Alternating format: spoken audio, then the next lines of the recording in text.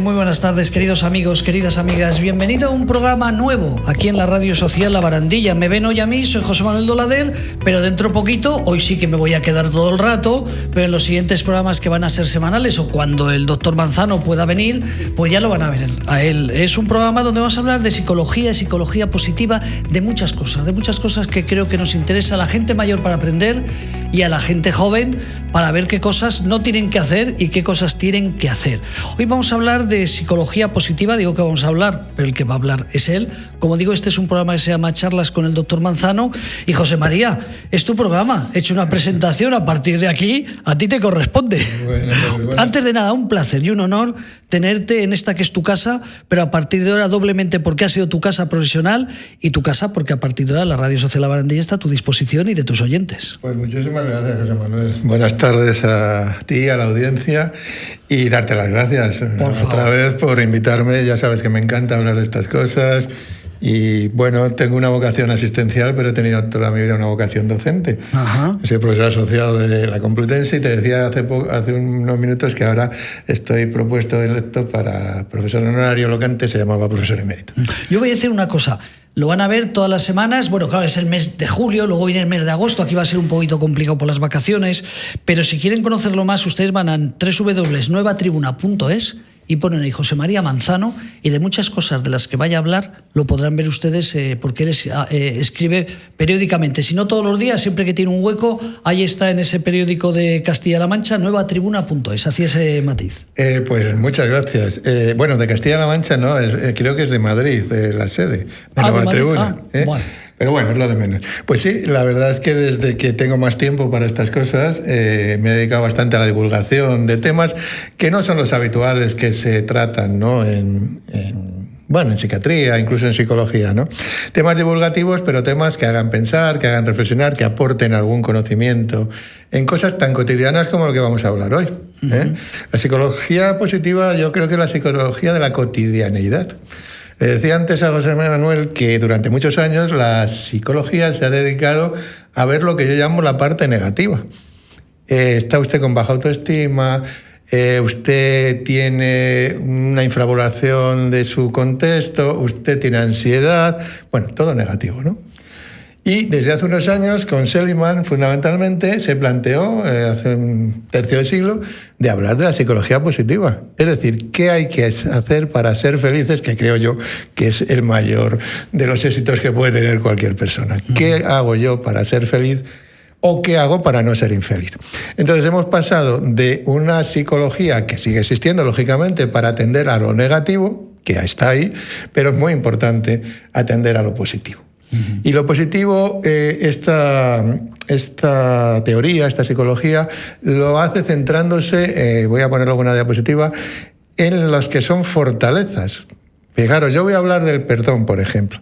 Pero ojo, el perdón como una fortaleza, no como agachar las orejas y lo que usted diga. Ahora lo comentaré de un poco más científicamente. La psicología positiva se trata de valores que refuerzan y que hacen al final que seamos más felices. Entonces esto es un poquito lo que os voy a comentar. Yo tengo aquí en el PowerPoint, aparte de la definición que podéis leer, lo que más me interesa es que se encarga de estudiar el bienestar psicológico, que para mí sin duda es la felicidad. Pero no la felicidad perdiéndonos en las teorías filosóficas o en las teorías de Santo Tomás de Aquino, de Aristóteles, no. La felicidad es que cada día uno se sienta bien consigo mismo y con su entorno. Y en el entorno está la familia, en el entorno está el trabajo, están los amigos. Esa es la verdadera felicidad, el bienestar psicológico, con su pareja, etc. De eso, y eso no, a veces no surge solo. Veremos al final de la charla que se puede aprender a ser feliz.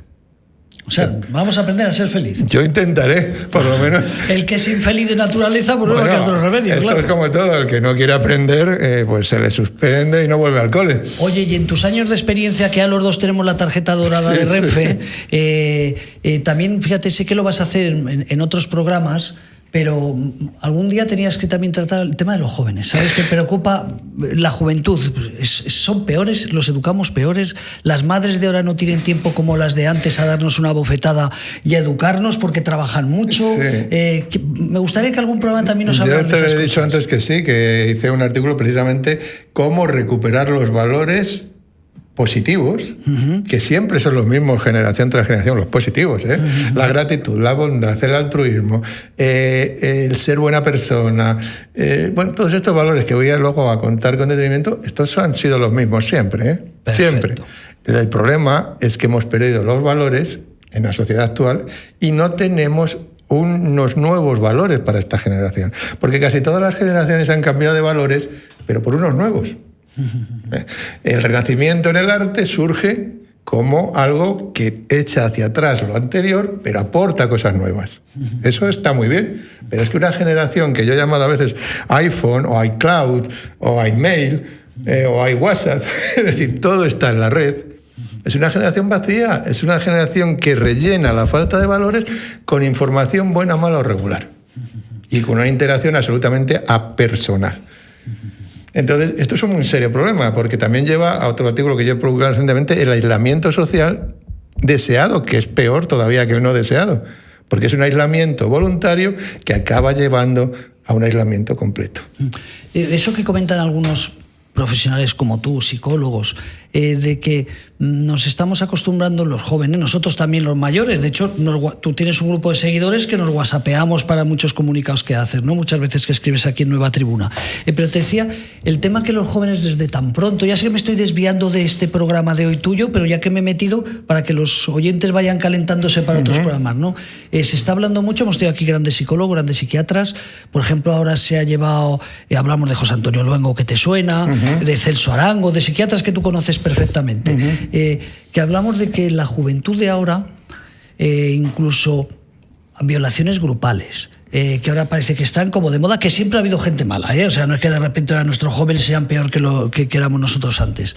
Pero claro, nosotros comentábamos hace poquito, y Tony se acordará en un programa, que tú y yo veíamos los pechos de una mujer por esas revistas de entonces, no sé si era Penthouse o cómo se llamaban aquellas de hace 40 o 50 años. Que yo me acuerdo de Penthouse, pero había muchas. Había muchas. Cuando yo estaba estudiando en el colegio mayor corrían como la pólvora. Pero más jovencito, hablo yo de más jovencito, cuando no voy a decir que nos escucha la gente. 17 años. Más jovencitos, cuando empezamos a tocarte la colita.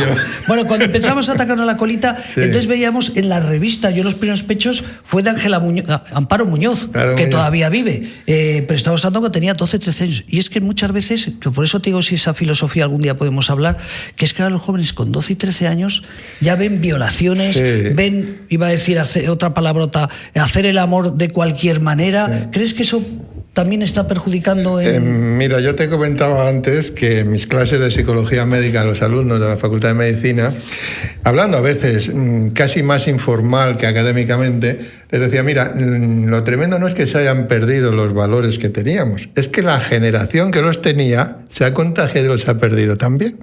Y yo le ponía el ejemplo de mi hijo Jaime con 5 añitos, que yo le había dicho, Jaime, cuando una señora mayor que yo, entonces que yo tenía 30 años, aparezca, tú le abres la puerta y la dejas pasar. Y eso, llegó el momento y Jaime lo hizo. Y yo le decía a mis alumnos, ¿qué creéis que respondió la señora? ¿Qué educado? Dijo, no, qué gracioso. Esa es la clave. Una norma básica de educación, podía ser otra, como es esta forma de actuar de forma educada, se había convertido en una gracieta para una persona de 50 años en ese momento. José María, esta mañana este escritor famoso, el Capitán Alatriste, que es muy reconocido. Sí, hombre, ahora todo nos va a salir a lo largo de la conversación. Uno de los escritores que más vende en la Feria del Libro siempre es el que tiene. Lo está buscando Tony por ahí, Capitán Alatriste. Arturo Pérez Reverte, exactamente. Esta mañana, fíjate, mientras que he ido al médico, ya a nuestra edad ya sabes que vamos a las próstatas y todas esas cosas. cosas de edades. Escucha, y tenía tiempo y me he puesto a escuchar. Fíjate, paralelo a lo que dices con tu hijo, de ahora, de hace unos días, que explicaba en una entrevista que le sorprendió que una señora le cedió el paso y como él debe ser un poquito de derechas o debe tener alguna idea de derechas, que le empezó casi a insultar como diciendo, ¿por qué me deja el paso? Porque soy mujer. Y dice, no, es que no entiende que es educación. Dice, es que yo le dejo pasar a una señora, a un niño, a mi padre o a otro. Dice, yo como me han educado y soy educado, dejo pasar a la gente. Y lo contaba como una señora se la había revuelto porque la había dejado pasar. Fíjate, que nos desviamos un poco, pero no nos estamos desviando. Estamos hablando de lo mismo en una cierta dispersión y tormenta de ideas, pero no nos hemos ido del tema. Para que se preparen los oyentes. No nos hemos ido del tema. Cuando mi tío Genaro, que tiene 88 años... Yo empecé en un profesor particular purgado por el franquismo, porque mi padre se empeñó en que fuera ahí, y no de fraile. Bueno, cada uno tiene sus ideas. Pues se estudiaba con una enciclopedia, la Álvarez, que la estudiábamos, y la de mi tío la cogí yo, porque era una edición antigua, pero entonces no había que comprarse la última, como ahora. La industria pesaba menos. Y yo me fui al final y vi una sección que se llama Urbanidad, que es una palabra que ha desaparecido, que simplemente es buenas maneras. ¿De esto que estamos hablando? Bien, las buenas maneras son cursiladas, no, implican la interiorización de unas normas de convivencia que son muy necesarias. Freud, que he dicho muchas veces que solo se habla de Freud para como ideologizarle desde una parte de la sociedad, Freud decía en La rebelión de las masas, sin represión no hay cultura. Pero ¿hablaba de la represión franquista o leninista? No. Hablaba de que si no interiorizamos la norma, eso es la represión para él. Es decir, si el semáforo está en rojo, no se pasa, interiorizamos la norma, hay cultura, podemos convivir. Es decir, pues eso, que es una de las ideas más brillantes para mí de Freud, apenas se propone por los educadores, por los pedagogos. ¿Por qué? Porque se considera que es represivo. Y no es verdad. Y ahora, sobre todo, la parte de la psicología que ha sido más progresista se está dando cuenta de que hay que poner límites. ¡Ay, amigo! Hay algunos que lo llevamos diciendo 40 años. Hay que poner límites. Si el niño hace esto y lo hace mal, hay que reprenderle. No hay que azotarle, hay que reprenderle. Te voy a poner un ejemplo, y me estoy saliendo. Cuando yo, con unos primos, hace muchos años, fui a cenar un día a su casa, el niño tenía 5 años, cogió una taza de la herencia de la bisabuela, de una porcelana china impresionante. Hizo así, la dejó caer, se hizo añicos, y los padres no dijeron nada. No se trataba de maltratar al niño, se trataba de decir, niño, eso no se hace. Bien, pues estas pequeñas cosas son las que han llevado a que ahora rompamos papeleras, incendiemos un contenedor por el placer de un viernes en Madrid, un jueves en cualquier ciudad de España, un barbarismo que procede de que no tenemos interiorizado lo más mínimo. Y es que lo público es más importante que lo privado, hay que cuidarlo más. Fíjate hasta qué punto es esto, que ahora con el profesor Ortiz, que es catedrático de la facultad, estamos haciendo un libro sobre los valores para que los pedagogos en los colegios enseñen estas cosas. Enseñen la fortaleza del perdón, la fortaleza del agradecimiento, la fortaleza de la responsabilidad, la fortaleza de la cultura del esfuerzo, etcétera, etcétera. Todo eso está medianamente perdido. Y José María, me he ido mucho. Nos vamos de tu programa, pero fíjate, otra pregunta. Es para que, porque vas a tratar esto durante muchas semanas, ¿no? A lo largo de todo este tiempo que vas a estar aquí en la radio. Tema, yo no sé si nos confundimos. Porque a mis padres seguro que decían que ya éramos nosotros traviesos, que teníamos otra cultura, los abuelos seguro que es así. Ahora no estamos, algunos, diciendo es que hay que reeducar otra vez, volver a aprender, ¿no? ¿Esto tiene solución? ¿O ya con la tecnología ya no hay remedio, los niños van a seguir suicidándose cada vez más, van a ser más tristes, van a ser más egoístas? Lo primero que tiene que ocurrir siempre para solucionar un problema en el ámbito de la vida que sea es tomar conciencia de que hay un problema.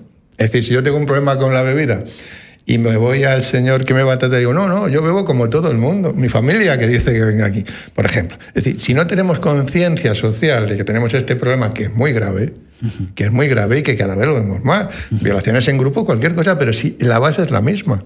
La base es no interiorizar valores éticos mínimos que son los que decía Freud necesarios para la cultura, la represión. No te voy a cortar más porque se me ocurren muchas más cosas que por eso sabes tanto. Vamos a seguir con el programa, porque si no... Vamos a seguir con lo que es el comienzo de estas tardes de estas charlas de verano y de otoño que vamos a dedicar a estos temas, ¿no? Temas que a mí me interesan porque son los temas de verdad del cada día. Esto es como cuando los políticos hablan y no hablan del cada día. Pero vamos a ver, si a mí lo que me tiene negro es que cada vez me cuesta más el kilo de plátanos. Está muy bien todo lo demás, y la micro y la macroeconomía. Sí. Bueno, pues esto pasa a veces en la psiquiatría y la psicología, pero vamos a hablar de lo de cada día, no de las grandes teorías, de lo de cada día, que es lo que nos entorpece o lo que nos hace hacer felices. Y de eso trata un poco la psicología positiva, ¿no? Dentro de la psicología positiva, vamos a pasar a la siguiente diapositiva. Voy a por un poquito más atrás. Ahí. Bueno, simplemente son unos datos. Esto no se le ocurrió a alguien por casualidad, ni se me ocurrió a mí. Se le ocurrió a Christopher Peterson y Martin Seligman, dos grandes psicólogos de Estados Unidos. Fijaros si son grandes, que por ejemplo Martin Seligman es el que desarrolló la teoría de la indefensión aprendida, que nos vale para muchas cosas cuando decimos, pero ¿cómo es que esta persona hace esto? ¿Cómo es que sigue a este político o cómo sigue a este líder religioso o qué pasa aquí? Bueno, pues fijaros, aunque hago una pequeña digresión, Martin Seligman cogió ratones en una jaula y cada vez que se acercaban a comer su comida les daba una descarga eléctrica y el ratón acababa por ser súper sumiso. Esa es la indefensión aprendida. Si en una etapa de nuestra vida hemos sufrido un castigo importante, nuestro mecanismo de supervivencia es achantarnos. Y esa es la indefensión aprendida que se da en montones de situaciones, de relaciones sociofamiliares, relaciones de empresa, etc. Pues este personaje, que es muy importante, junto con Christopher Peterson, fueron los que desarrollaron hace unos 25 o 30 años este nuevo enfoque, nuevo paradigma que les gusta decir a los psicólogos, que es la psicología positiva. Que os he dicho antes que se trata de la psicología de la cotidianidad, de qué hacer para ser felices o un poquito más felices en el poco tiempo que estamos por estos lares. Entonces, fijaros que desarrollaron estas 24 fortalezas que intentaré desarrollar en los próximos programas. Fijaros que son 6 dimensiones, pone grupo 1 a grupo 6. Fijaros lo que pone el primer grupo, sabiduría y conocimiento. Y ahí, una de las fortalezas es curiosidad, interés por el mundo. Yo recuerdo que cuando yo estudiaba, muchos de mis compañeros y yo teníamos interés por aprender, curiosidad. Es verdad que no teníamos todas las formas actuales de acceder al conocimiento, las redes sociales, pero había curiosidad e interés por el mundo. Yo creo que la gente que ahora, en su gran mayoría, y sobre todo adolescentes y jóvenes, utilizan cualquiera de las redes sociales, tengo por seguro que curiosidad e interés por el mundo y por el aprendizaje escaso. Curiosidad por el cotilleo, curiosidad por quedar, curiosidad insana a veces por hacer daño, etc. El segundo de los puntos es amor por el conocimiento y el aprendizaje, que es lo que ya he comentado. Juicio y pensamiento crítico. ¿Sabéis lo importante que es tener autocrítica? El pensamiento crítico, el ser capaces de que algo puede que no lo hagamos bien y hacer un ejercicio de autocrítica y no creer que siempre el culpable es el otro. Uno de los grandes problemas de nuestra sociedad. Siempre la culpa la tiene el que esté en el gobierno, la culpa la tiene la oposición. El que esté en un sindicato, la culpa la tiene el empresario. El que esté en una empresa, la culpa la tiene el trabajador que no rinde. La culpa está fuera siempre del actor. Cosa curiosa, ¿no? Entonces, qué importante es trabajar el pensamiento crítico desde la escuela, desde el colegio, y hacer a los niños pensar en aquello que quizá no hagan bien y que deben reflexionar sobre ello. El ingenio, la originalidad, la creatividad, la inteligencia práctica, pero hombre, si yo cuando era pequeño con un bote hacíamos un teléfono con una cuerda de bravante que nos oíamos, aquel famoso teléfono que también venía en la enciclopedia Álvarez que he dicho. Bueno, yo he jugado más con las cosas que he hecho de cartón con mi abuelo, una plaza de toros, un campo de fútbol, que con los juguetes que me regalaban, que no eran los de ahora, claro. Es decir, qué importante es la creatividad y la inteligencia práctica, ¿no? Y cuántas frustraciones nos evita. Porque no hay que tener todo lo que esta sociedad de consumo nos ofrece. Se puede ser mucho más feliz con la caja de cartón que con la super última consola. Pero claro, eso hay que trabajarlo desde pequeño. Vete tú a un chico de ahora a decirle que con una caja de cartón haga un circo. Sí, o con 12 años que no le dejas el teléfono porque no le conviene, claro. Bueno, perspectiva. Qué importante es saber proyectarse en el futuro cercano. No es tan bueno eso de vivir el aquí y ahora. Esto es una forma de enfocar una determinada realidad. La perspectiva al futuro cercano es muy importante. Proyectarse mínimamente en el futuro cercano es muy importante, si no las cosas no pueden salir bien. Hay que planificar al menos un futuro cercano. En el grupo 2, fijaros cómo se llama la dimensión coraje. Es que el coraje es fundamental. Nosotros hicimos hace muchos años cuando yo trabajaba en el departamento de psico-oncología de Salamanca, un estudio de cáncer. Y no me voy tanto del tema. Entonces hicimos 3 grupos de mujeres. Unas que tenían una forma poco asertiva, me la ha dado Dios, resignación. Otras que lo negaban, yo no tengo nada. Fijaros cómo será que un día voy a ver a una paciente, ponía oncología, un gotero, y le pregunto, ¿y usted por qué está aquí? Y dice, no, porque tengo una pequeña anemia. Es decir, una negación para soportar, una negación inconsciente. Y había otro grupo que eran las luchadoras. Bien, a los 5 años, el grupo de las luchadoras, que eran las que decían, ¿qué me pasa, doctor? Tiene usted un cáncer en tal sitio. ¿Qué tengo que hacer para lo que usted manda? Es decir, el grupo de las buscadoras de información para su beneficio sobrevivían el 75-80% a los 5 años y de las otras no más del 25%. Y era el mismo diagnóstico, el mismo cáncer, el mismo estadio. Fijaros si es importante el coraje, es decir, la capacidad de lucha. Recuerdo otra mujer en Salamanca con un sarcoma de Erwin de la pierna y decía, yo no me puedo morir porque mi hijo tiene una esquizofrenia, me necesita, y sobrevivió más de 5 años cuando tenía un diagnóstico de meses de mortalidad. Sí, es importante el coraje.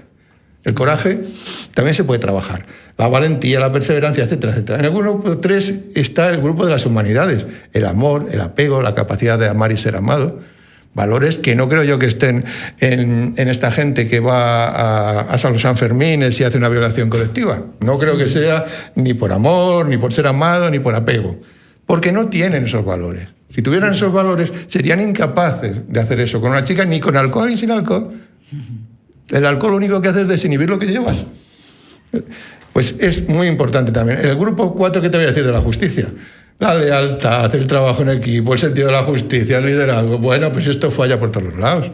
Fíjate en la política que podemos hablar de liderazgo, de sentido de la justicia, de equidad. Pero no solo en la política, eso es un reflejo de parte de la sociedad. Fundamental. En el grupo 5 consideran ellos la moderación. Muy importante. Los grandes jugadores, se me ocurre ahora, de fútbol, por ejemplo, casi todos son modestos y humildes, excepto Cristiano Ronaldo. Pero la mayoría, gente humilde, los que se han forjado a sí mismos, grandes jugadores, gente humilde. Los grandes científicos, gente humilde, modesta, humilde, saben lo que no saben. Y no presumen. Saben lo que no saben. Y eso es muy importante, y no presumen de lo que saben. Eso es humildad, eso es modestia, eso es prudencia. Bueno, otra de los grupos. Y en el último, el 6 de la trascendencia, pues también es muy importante. Porque yo destacaría entre todos esos que tenéis ahí la espiritualidad. Ya hablaré de eso en su momento, sobre todo hablando de que la espiritualidad no es confesionalidad. No, la confesionalidad a veces estropea la espiritualidad. Las grandes guerras de la sociedad de todos los tiempos han sido guerras religiosas por afán político y de poder. Es decir, la religión genera generalmente diferencias, la espiritualidad, que es la vivencia del sentido de trascendencia y de valor, genera unión. Eso dice el Dalai Lama, eso dicen los grandes de esta situación. Me parece que también será muy importante dedicar. Y luego veis ahí una cosa que es fundamental, el sentido del humor, José Manuel, hay que tener sentido del humor. Tú y yo lo tenemos, y mucha gente más. El sentido del humor te salva de 1000 historias malas. Aparte que ser un triste es que es un rollo, es que la gente no te quiere. Hemos vivido 40 años, algunos se enfadarán por lo que voy a decir, de tristeza. Y a mí no me preocupa que hubiera 40 años de dictadura franquista, que eran tristes. Podían ser, a lo mejor económicamente buenos, pero eran tristes. Fue una sociedad triste, la sociedad de mis padres fue triste. Todo era pecado, todo era falta, todo estaba prohibido. Bueno, sí, había orden, claro, entre comillas. Pero... Entendido. Triste, una sociedad muy triste. Pues todo lo que hacías era malo, es verdad. No tengo nada en contra de lo religioso, pero la Semana Santa no podías salir, los viernes si no tenías dinero no podías comer carne. Pero vamos a ver, yo que estudié en Salamanca, en la Edad Media, había pasadizos desde donde estaban las prostitutas a la clerecía. La clerecía era un edificio religioso. Y luego unas cuantas se las pasaba el río a la otra orilla. Bueno, esta cuestión tan hipócrita. Por eso digo que la espiritualidad... A este paso cura no nos va a escuchar nadie, ¿eh? No, bueno, la espiritualidad supone unión, porque hablamos de cosas que nos unen. La religión muchas veces nos separa porque defiende ideologías. Y o estás o no estás. No hay cosa más terrible que lo que yo oigo cuando dicen o estás conmigo o contra mí. Eso es un principio básico de las religiones, no de la nuestra, de todas. De todas. O estás conmigo, desde el principio estás conmigo o contra mí, fíjate. Sí. Y ya por decir una broma de mi suegra, tenía una clienta en la farmacia que era testigo de Jehová y se empeñaba en convertirla. Y le decía a mi suegra: mire usted, señora Juana, no creo en la mía, que es la verdadera, voy a creer en la de usted. Sí que es cierto. Fíjate, insisto, no vamos a hablar aquí ni antipolítica ni antirreligión, pero por este programa pasado, Tony la conoce, a lo mejor tú también en alguna circunstancia, es una tía que tengo que fue 40 años monja, hasta los 40 años. Ella era misionera y se fue a evangelizar el mundo. Y ella dejó la religión porque cuando le tocó con otras religiones se dio cuenta que lo que ella había estado estudiando durante muchos años, que este Dios era el verdadero, que teníamos que salvar al mundo porque nuestro Dios era mejor, decía: oye, es que hay otros dioses por el mundo tan buenos como lo nuestro. Y dejó de ser monja porque un día pues su madre superiora por ahí, no sé si estaba por Filipinas o donde estaba, le dijo: Pilar, vuélvete a España un par de meses, que a lo mejor lo tuyo no es no es esto, ¿no? Pero fíjate, porque está mal planteado el principio de conmigo o contra mí. Si estuviera planteado en términos de conmigo o sin mí, pero juntos, todos avanzaríamos, cualquier religión, pero debajo de una religión hay poder, debajo del poder hay intereses de siempre. En fin, esta es la historia del mundo, ¿no? Perfecto. Bueno, pues dentro de eso, hoy quería comentaros así a modo de entrada, pues una de las fortalezas, ¿no? La gratitud. Cuidado que nos encontramos ingratos a lo largo de nuestra vida, ¿eh? Solo hay que vivir lo suficiente para saber que has hecho tanto o no por otro, no por esperar que hicieran lo mismo contigo, pero al menos que no te den una coz. Y sin embargo, es una sociedad ingrata. La que yo vivo, no sé la que vivís vosotros, pero la que yo vivo es una sociedad absolutamente ingrata. No hay reconocimiento, no hay valoración de una respuesta a la que tú actúas, ¿no? Fíjate que cito ahí a Santo Tomás, porque fue un hombre que aportó muchas cosas en su época, Santo Tomás de Aquino, patrón de los estudiantes además, y decía que la gratitud tenía 3 grados. Primero, el reconocimiento, es decir, que has hecho una cosa que está bien hecha. Después, el agradecimiento, que alguien te diga: oye, muchas gracias por esto que me has hecho. Y después, una retribución, no económica, sino una retribución de una acción de gracias. Eso ya lo decía Santo Tomás hace 400 años. Bien, esa es la gratitud. Eso se ha perdido en la sociedad actual. Pero vamos a ver, si yo entro a veces en el garaje y siempre hago lo mismo: buenas tardes, hola, como carneros. Nadie te dice, bueno, alguna persona educada te dice: hola, buenas tardes. Tan sencillo como eso. Fíjate dónde estamos. Seríamos más felices, ¿no? Si dijéramos: buenas tardes, buenos días. Oye, ¿qué tal va? Aunque sea, yo qué sé. Pero si es que lo bueno de estas fortalezas es que al que le hacen feliz es al que las practica, no al que las recibe. Claro. El que perdona se hace beneficio a sí mismo. El que es grato con los demás se beneficia primero a sí mismo. Si luego además se refuerza con que el otro lo agradece, está al completo. Esta es la cuestión, ¿no? Si me pones otra vez la pero fijaros que hay estudios y científicos, no de evidencia científica, que dicen que es que además mejora la salud del que la practica, pero sí es de cajón. Si cuando uno está bien segrega endorfinas, que son las hormonas de la felicidad, las que nos hacen estar bien, es la morfina, es el opio interno que tenemos, que cuando hacemos ejercicio o cuando hacemos una cosa que nos gusta se liberan. Y nos hacen sentir, tú cuando vas a hacer deporte y vuelves y estás, dices: joder, qué bien estoy. ¿Por qué engancha el deporte cuando se hace de forma consecutiva? Porque generas hormonas, endorfinas, que te hacen sentirte bien. Bueno, pues cuando eres grato también, y te beneficia, eres con una salud mucho mayor. Fíjate, estaba pensando una cosa que tienes razón, que es el tema de la educación, el agradecimiento. La gente que va en el coche, que no te dejan pasar, es que los ves. O sea, que es que los ves que van a acelerar. Si te vas a meter tú, la gente acelera para que no te coles en medio. Y no digo colar, digo que es que... Y yo digo, ¿pero por qué la gente es tan mal educada? Sí. Ocurre mucho en Madrid. Sí. Me figuro que si no escuchan en algún pueblo, a lo mejor hay un programa en televisión que a mí me gusta porque es de imitar a cantantes, no me acuerdo del programa, en Telecinco, Tu cara me suena o algo así. Bueno, entonces, es curioso que sale Lolita y dice: anécdota. Pues yo te voy a contar una anécdota de eso. Voy un día por la carretera de La Coruña, un viernes como mañana, petada, no se podía pasar. Y unos chicos detrás, pi, con un gol, y me aparto. Y el que va al lado me hace, no sé cómo se llama, un clavo. ¿Cómo se llama eso? Sacar el culo. Sí, una gilipollez. Sacar el culo por... Sí. Creo que se hace hacer un clavo. Sí. Un calvo, perdón. Un calvo si no tienes pelo. Claro. Un calvo, perdón. Y bueno, ¿sabes lo que me vino a la cabeza? Una película de Fellini, que en una estación de esa con un hierro ardiendo uno hacía así, en los cuentos de Canterbury. Sí. ¿Cómo se puede llegar a eso? O sea, un atasco monumental. Yo me cambio... porque ya estaban pesadísimos, le dejo mi sitio y me hace un calvo. Sí. ¿Parecen tonterías? Pues no, estamos en la línea de lo que estamos hablando. Fíjate que lo de conducir es verdad, José María. Una agresividad brutal, ¿por qué? Por esto mismo. O sea, pides paso y en lugar de dejarte pasar, es que aceleran. O esos que estás en una cola enorme y ves que van adelantando para no esperarse los 20 coches, que total son 5 minutos. ¿Tú no crees que eso es un test válido para ver que esa persona no tiene ninguno de estos valores que estoy diciendo? Está claro. Con 2 o 3 que tuviera de estos, diría, bueno, es evidente, ¿no? No. Bueno, pues ponía yo ahí que estos beneficios van desde que eres más resistente emocionalmente, mejora la salud física, profesional y una mayor empatía. Y te pongo yo ahí, ¿no te lo crees, José Manuel? Totalmente. Es en la anterior. ¿No te lo crees, José Manuel, que mejora esto?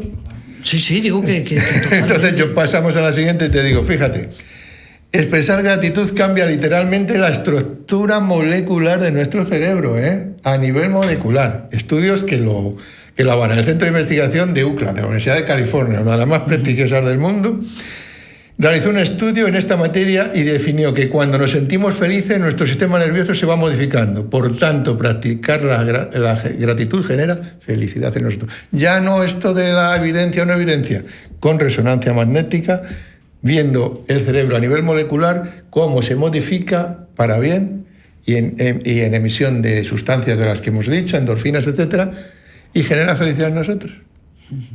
No solamente porque el padre Manzano ha venido aquí a contarnos una perorata, ¿no? Sí. Esto lo cuenta la Universidad de UCLA. Fíjate, otro estudio que está ahí de la Universidad de California. Todos son primeras figuras, dice que las personas que habían estado practicando la gratitud tenían menos problemas de salud y rendían un promedio de 1,5 horas más en el trabajo. Esto medido y hecho científicamente. Fíjate, en un trabajo posterior, el de Esmond, con una parecida al anterior, los pacientes que completaron ejercicios de gratitud, que se les planteaba hacerlos, cada día ofrecieron a otras personas más apoyo emocional en su vida que las de los que no lo recibían. Es decir, se puede aprender. O sea, puede ser educado y simpático y tal, pero se puede aprender a ser más simpático. Y si eres un estúpido... Pues eso tiene mal apaño. Vale. Si realmente eres un estúpido. Sí, vale. Hay cosas que... Yo les decía a mis residentes de psiquiatría, digo, a ver si vais a ser, y que no se me ofendan los militares, como los tenientes que salen de Zaragoza, que bueno, a la tropa que pillan la machacan porque hay que ser... vosotros no os empeñáis en curarlo todo. Hay cosas que no tienen solución, pero sí acompañar a las personas. Hay veces que no tengáis furor terapéutico, porque os vais a frustrar, todo no tiene solución. Pero lo que sí que tiene solución es acompañar, atender, ser humano con el paciente. Eso sí. Eso es un poco la idea esta, ¿no? Fíjate, otro estudio sobre la gratitud. Con adultos con trastornos neuromusculares congénitos, estos Dupuytren, etcétera, estos niños que no tienen musculatura, ¿qué tal? Dice, reveló que los pacientes que participaron y que expresaron gratitud se sentían más frescos y renovados cada día cuando se despertaban por la mañana que los que no expresaban gratitud. Otra, está hecha hasta por los chinos. No sé yo lo gratos que son en su cultura, ¿no? Pues una investigación hecha por un grupo científico chino valoró la cantidad de agradecimiento que la gente muestra en su vida cotidiana. Repito, la psicología positiva es la psicología de la vida cotidiana. Y encontró que los niveles más altos de gratitud se asociaban a un mejor patrón del sueño. El que es grato, el que tiene la conciencia tranquila, todo el saber popular sabe que duerme mejor. Esto hay que demostrarlo a veces, pero es evidente, lo sabemos desde tiempos inmemoriales, ¿no? Fíjate, más estudios. Riesgo cardiovascular, con estrés, que casi todos acaban que les sube la tensión, que les da un infarto, ¿qué tal? Bueno, pues cuando el grupo que se estudiaba practicaba la gratitud, amortiguaba el estrés y por tanto las consecuencias del estrés. No es que la gratitud nos haga tener menos infartos porque sí. No, es porque nos baja los niveles de estrés, estamos más satisfechos con nosotros mismos y al tener menos estrés, que es un factor de riesgo evidente de la hipertensión y del riesgo cardiovascular, se tiene menos. De cajón. Lo que pasa es que siempre te exigen que lo demuestres. Con un grupo, con un trabajo científico, etc. Sí. Pero no están diciendo cosas más que las esperables, ¿no? Fíjate, otro hallazgo. Por ejemplo, tenemos aquí investigaciones que han demostrado anteriores que los pacientes cardíacos que usan diarios de gratitud tienen mejores resultados cardiovasculares que aquellos que no. Esos trabajos anteriores, combinado con los resultados de este estudio que estoy diciendo, la gratitud puede constituir un punto de intervención para la mejora de la salud cardiovascular. Fíjate en qué punto estamos, en prevención de salud cardiovascular. Es decir, que si tú tienes hipertensión, tienes hipercolesterolemia, tienes todos los factores de riesgo del estrés, pues aquí tenemos un punto de intervención. Voy a contar otra anécdota de Telecinco, de Lolita. Anécdota. Cuando yo empezaba, tenía un amigo que era con el que jugaba a los campeonatos en Ávila, trabajaba entonces de música y de tutores, en las fiestas del colegio médico. Bueno, pues Juan Gómez, don Juan, para la gente, era ginecólogo, era en Arévalo estomatólogo y además practicaba la medicina rural. Y me decía, mira, José María, cuando yo empecé a ejercer en los años 50, factores de riesgo. Todo el día comían cerdo, pero toda la semana había cocido. Colesterol, te puedes imaginar. ¿Qué fumaban? Tabaco picado. Ni filtro ni historia. Y etcétera. Dice, y no veía un infarto. Dice, pero vino el momento de mayor explotación agraria. Y había que pedir créditos a la caja para hacer perforaciones y gastar. Y empezó el estrés.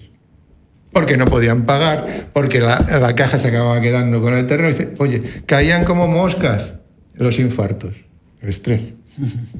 Bien, pues si tenemos, entre otros, un punto de intervención, que no va a ser el fundamental, que habrá que tener el colesterol bajo, la hipertensión controlada y tal, pero si el estrés mata y la gratitud, que se puede aprender si no la tienes, es un factor en el que se puede intervenir en la salud.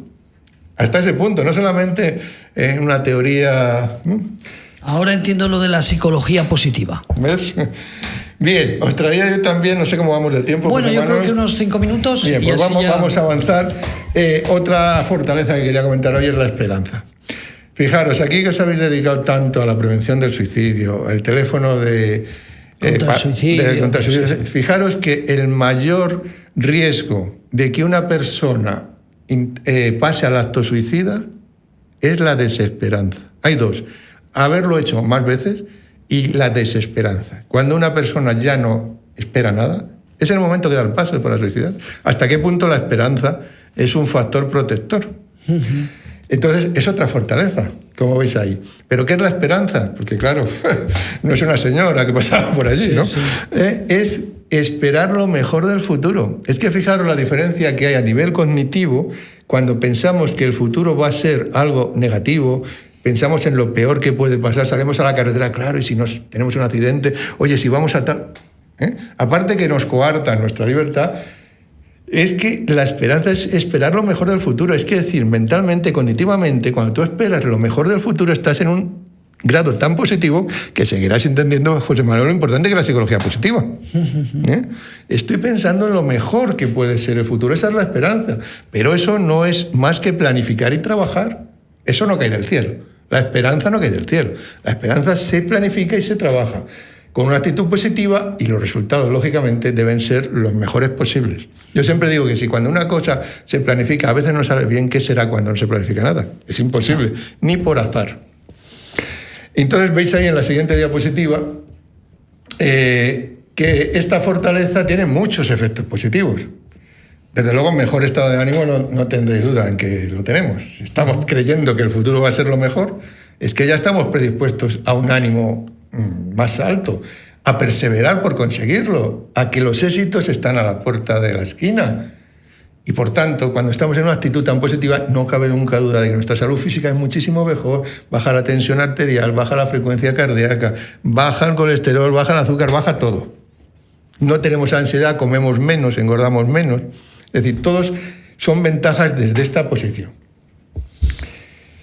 Pongo ahí al final que incluso las creencias optimistas y no realistas sobre el futuro, fíjate lo que estoy diciendo, las creencias optimistas no realistas sobre el futuro protegen de la enfermedad. Es decir, cuando estamos tan en positivo que aunque no lo consigamos, pero estamos en la actitud positiva, nos estamos también protegiendo en la enfermedad común. Lo que decía esa señora del cáncer, las que eran positivas y querían buscar todo tipo de solución, a la que ya no había remedio. Exactamente eso, ¿no? Bien, vamos a ir pasando porque nos quedan ya muy pocos minutos y lo que me voy a centrar, bueno, en la espiritualidad 2 minutos, pero es lo que te decía antes. La espiritualidad es en el sentido más amplio, no es la religiosidad, eso es un sesgo siempre. A veces positivo, pero yo creo que en la mayoría de los casos y globalmente negativo. Porque es encerrarse en una postura rígida, lo mío es la verdad, lo de los demás es mentira. A partir de ahí es difícil establecer un régimen de cooperación, ¿no? Entonces veis ahí que también Seligman se basaba en estos estudios donde hacían estudios sobre la espiritualidad. ¿Y qué era la espiritualidad? Lo que veis ahí, un marco moral. Moral significa simplemente principios, no hay que irse a la moralina, a eso, no, principios. ¿Qué es? Pues ayudar a crear un significado, un sentido de propósito y de esperanza. Es decir, ¿para qué estoy yo aquí? ¿Qué significado tiene mi vida? ¿Es igual que me levante un día que no? O yo me levanto porque tiene un significado, voy a ayudar en mi trabajo, voy a hacer que estén felices mi grupo de trabajo y entonces trabajaremos todos mejor, voy a ser amable, voy a ser condescendiente, si uno se va 10 minutos antes porque tiene un problema, yo su jefe, venga, no hay problema, ya lo recuperarás mañana, y no al día siguiente le estás exigiendo los 10 minutos porque no va a ningún lado, solo es una postura rígida. Bueno, pues todo eso de significado, propósito, esperanza y apoyo emocional está dentro de la espiritualidad. Y fijar lo que pongo al final, subrayado. La espiritualidad está asociada a la capacidad de perdonar, que es lo último que voy a hablar, a la amabilidad y a la compasión. Pero la compasión entendida como padecer con otro, acompañar, no, ay, qué pena, ay, qué triste. No, esa compasión moralina de nuestra religión, no, eso no vale para nada. Compasión es estar con el otro y padecer con el otro y acompañar. Y ese es el rasgo esencial de la espiritualidad. Y eso nos hace sentirnos bien, a no ser que seamos psicópatas, claro. Sí. Pero si no somos psicópatas, ayudar nos hace sentir bien. Más que nos ayuden, fíjate lo que te digo, ayudar nos hace soltar endorfinas, sentirnos bien. Bien, esto lo paso ya rápido para no... Ahí se quedan las diapositivas, si alguien las quiere leer. Perdón. El perdón me interesa muchísimo, ¿no? Hoy, cuando me vaya de aquí, tengo bueno, no sé cómo definirlo, un grupo psicoeducativo de familiares de trastornos con límite de personalidad, que son muy psicopatones, que hacen muchas trastadas a esos pacientes, no solo los que estén enfermos, que tienen una personalidad que te montan unas pílulas. Y hoy les voy a hablar de lo importante que es el perdón desde la familia.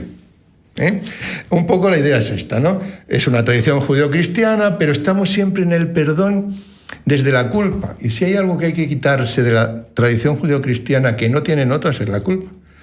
Mira, en países como Japón y de este tipo de pensamiento, prácticamente no saben lo que es el sentimiento de culpa, con lo cual tienen menos depresiones, claro. Porque es que la culpa recorcome.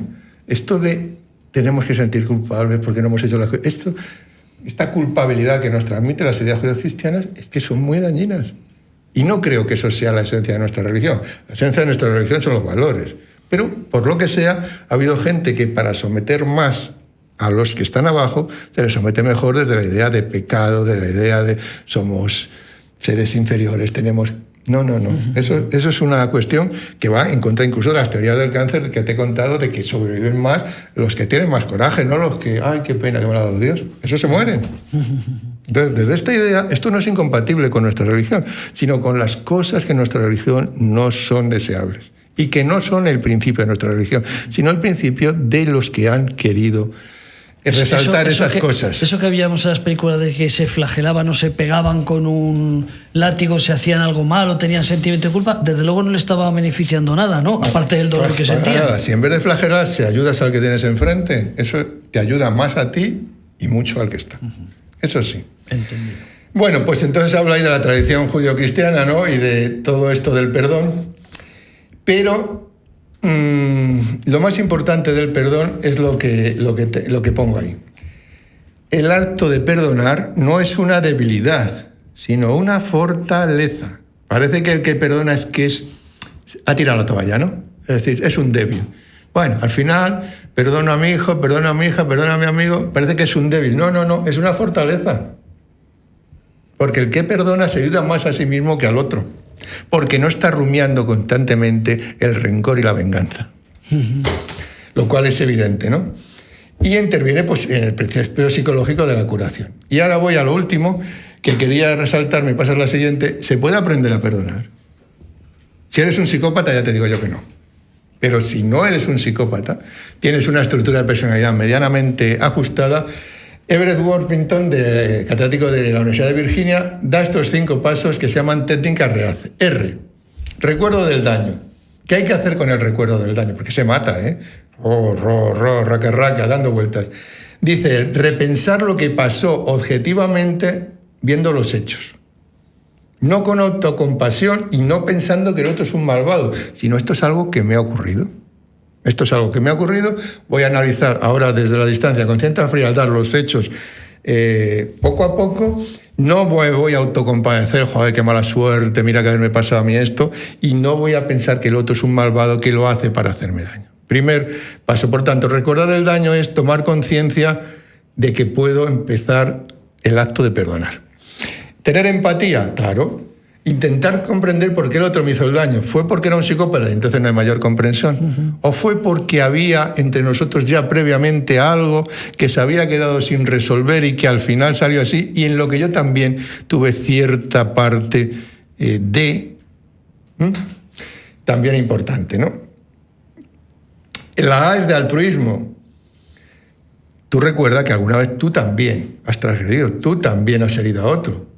Recuerda que no eres un ángel inmaculado del cielo. Es decir, todos podemos caer en el acto de perjudicar a otros y aceptar eso desde nosotros mismos. El AC de compromiso, muy importante. Perdonar públicamente es muy importante. Es decir, en una familia, perdonar en la comida al hijo o el hijo al padre delante de los demás es muy importante. En la política debería de hacerse, pero es evidente que no. Pero eso no no achica al político o al padre de familia si se ha excedido, le engrandece. Ante los otros le engrandece. Es humano, asume su error y pide perdón, pero perdón de verdad. Y el político debería hacer lo mismo, o el jefe o el gestor de una empresa. No se da ese valor generalmente, si acaso en la familia. Pero si tienes conciencia de que para perdonar hay que pedir perdón en alto. Pedir perdón en alto es como cuando vas a la asociación de Alcohólicos Anónimos y dices, yo soy alcohólico. En alto, delante del grupo. Eso no te hace minusvalorarte, eso te engrandece, porque reconoces ante un grupo que tienes una debilidad y que quieres pedir ayuda y que en su día tú la darás a otros. Y por último, engancharse al perdón.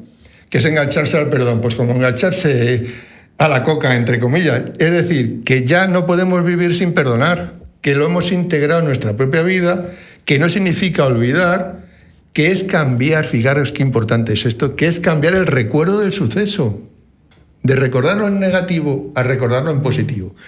Esto le puede pasar a cualquiera. Yo quizá en su momento también eché un poquito de mierda en la cuestión. Yo también he hecho cosas en mi vida que no han sido buenas y me han perdonado. Y verlo desde la óptica de la tranquilidad y la paz que da esto, cuando uno lo interioriza. El perdón no es una debilidad, en contra de lo que mucha gente cree, no es de blandengues, es de gente fuerte y de gente que es capaz de querer ser feliz, que es de lo que trata la psicología positiva. Oye, pues voy a venir a más programas, ¿eh? No te voy a dejar solo. Bueno. Porque son entretenidos y aprendemos. Además, yo no me voy a extender con la psicología positiva. No me voy a extender más con lo del perdón, pero los que hemos tenido en casa un drama, circunstancias y has perdonado, la gente dice, ¿pero cómo perdonaste? Digo, tú sabes lo feliz que eres. Y cómo la otra persona agradece que le hayas perdonado. ¿Y quién crees, José Manuel, que es el fuerte? ¿El que te dice cómo has perdonado o tú? Te doy toda ¿Y quién razón. es el débil? Me voy a apuntar a más programas, ¿eh? No te voy a dejar solo. Yo desde que me dediqué un poco más en serio a todos estos. Para mí es un aprendizaje diario, de reflexión personal y de puesta en práctica si puedo. Somos humanos, somos débiles, no siempre somos capaces de perdonar. Está claro. Pero llega un momento en que hay que parar y hay que decir, bueno, ya se me ha pasado el calentón. Y vamos a ver qué es lo que ha pasado. Vamos a hacer ese análisis de la A. Y esto es un poco la... Me ha gustado. Y fíjate, y ya acabo con esto, si esto lo consideramos importante, que es lo que te decía al principio, de que estamos haciendo un pequeño manual con estas cosas y con unas prácticas para que los profesores, porque en los domicilios de hoy, en las familias, o no hay tiempo, o no hay preparación, o pasan olímpicamente, de que en los colegios, igual que se trabaja otras áreas, trabajar el área de las fortalezas. Que los niños sepan lo que es el perdón, lo que es la gratitud, lo que es el altruismo, etc. José María, fíjate, voy a esperar de este programa tuyo muchas cosas y no sabía cómo. Te hablo de ayer en Alicante. Ayer nos fuimos a Alicante, estamos haciendo una campaña. El sábado 15 me voy a Logroño, el día 30 de julio estoy en Almería. Pues porque queremos llevar, tú sabes que trabajamos mucho, tú has estado aquí y has formado parte y has cogido el teléfono contra el suicidio los fines de semana cuando a los psicólogos les tocaba hacer fiesta, pues ahí estabas tú.